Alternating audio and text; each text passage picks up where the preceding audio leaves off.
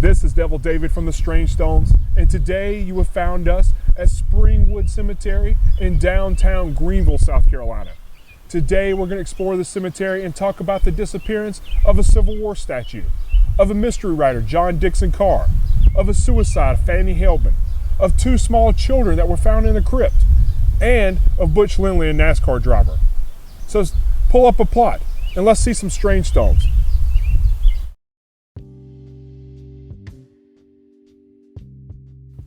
Springwood is the oldest municipal cemetery in the state, and the graves themselves are private property, land owned by the dead. In 1812, Waddy Thompson started Springwood Cemetery when he buried his mother-in-law in the garden. Named after the spring located just outside the cemetery at the Kilgore Lewis House, Springwood Cemetery takes up about 30 acres between Church Street and Main Street. With over 300 unknown markers, many from the Civil War, Springwood is the home of over 10,000 graves, including a baby graveyard and a pauper's graveyard. In 1969, 250 remains were removed for the widening of Academy Street. It still retains its landscape design by G.L. Norman from 1876, and the entrance gate was built out of Indiana limestone in 1914. No new plots have been sold in this graveyard since the 1970s.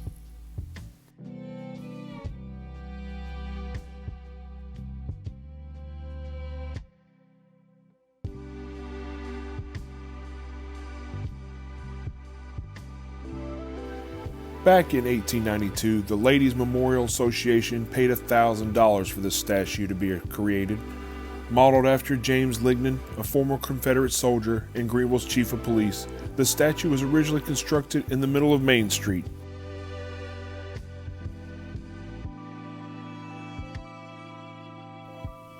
The cannons are said to be Union cannons.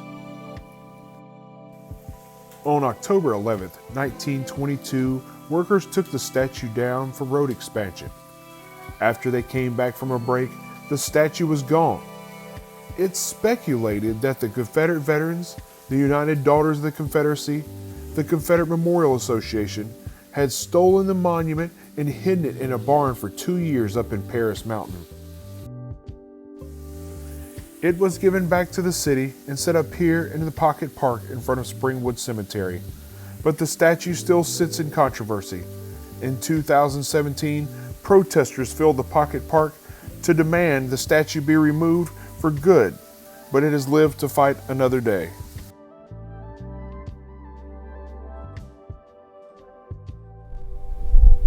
In 1912, they found the body of two small children in a crypt when they were burying someone else.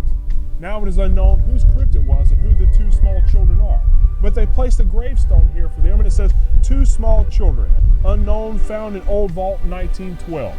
Some people say they should have left them in the vault, and I believe they did a pretty good job just remembering who they were. They think the parents may have been sharecroppers.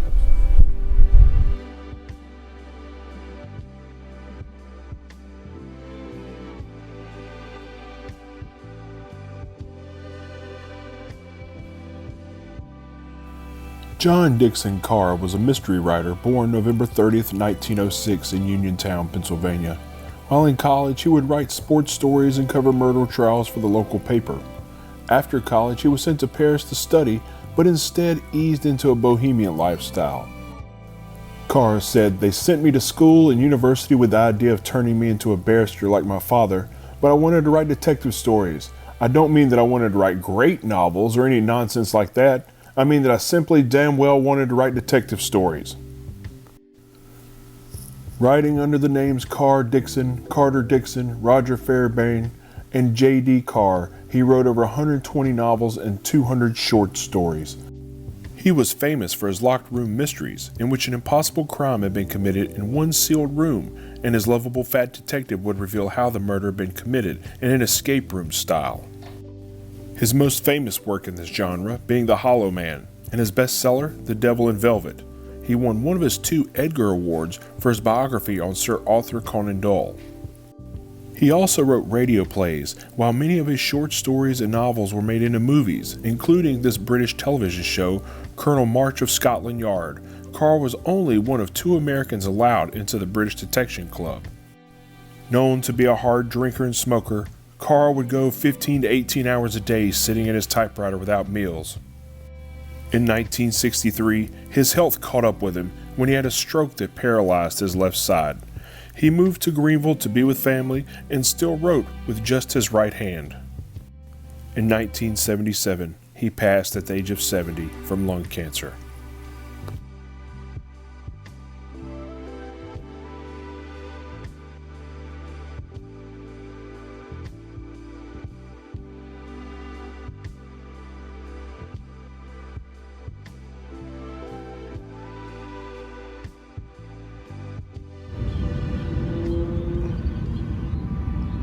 Heldman was a prominent harness maker that come over from Germany. He bought a little house down by the jail and would charge people to come watch the public hangings. He started a little shoe company and got married. And then in 1887, his daughter was going to wed one of his business partners. During the wedding and the preparations for it, she all of a sudden became insane and she tried to kill herself. And they got her and locked her in a room, and later she escaped again and made it to the Reedy River and drowned herself in water that wasn't even knee deep. When she was found, he built this statue for her, which is also the guardian angel of Springwood Cemetery. Years later, in 1956, someone tried to bring the deed up for a plot of land that was here, and then the city had to refuse it, saying that someone was already buried here.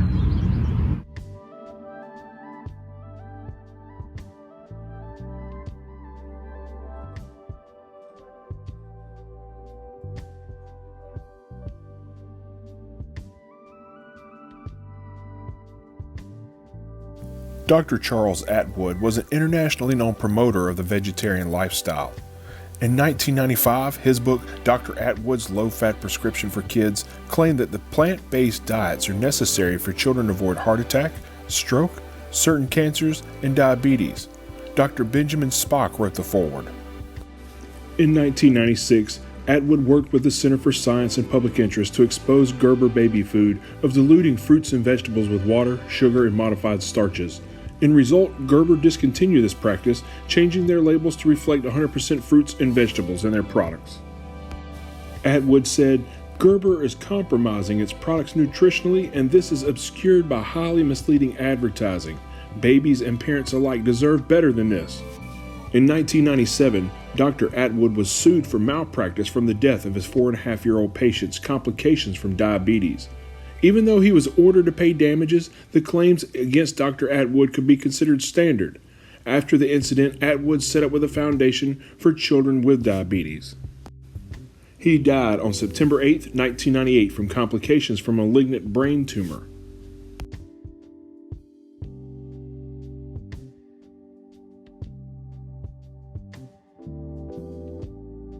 Local hero Butch Lindley was a Nascar driver known as the Short Track King.